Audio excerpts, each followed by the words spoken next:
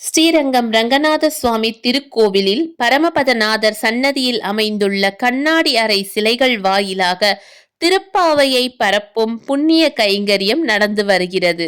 அந்த வகையில் திருப்பாவையின் 18வது பாடலான உந்து மதக்களிற்றன் ஓடாத தோல்வலியன் என்ற பாடலை கண்ணாடி அறை சிலைகள் வாயிலாக அரங்கேற்றி இருக்கிறார்கள்.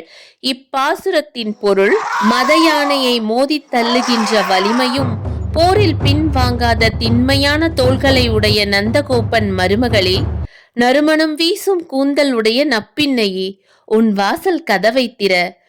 கோழிகள் கூவும் ஒலி நாலாபுறத்தில் இருந்தும் கேட்கிறது. மல்லிகைப்பூ கொடியின் மேல் அமர்ந்து குயில்கள் பாடத் தொடங்கிவிட்டன.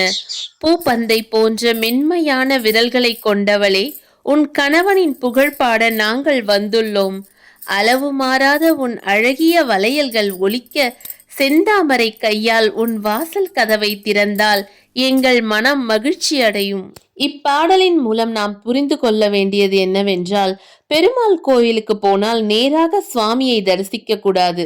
முதலில் தாயாரை தரிசித்துவிட்டு பிறகுதான் பெருமாளை தரிசிக்க வேண்டும். அதனால் நம் கோரிக்கைகளை முதலில் தாயாரிடம் சொல்லிவிடலாம்.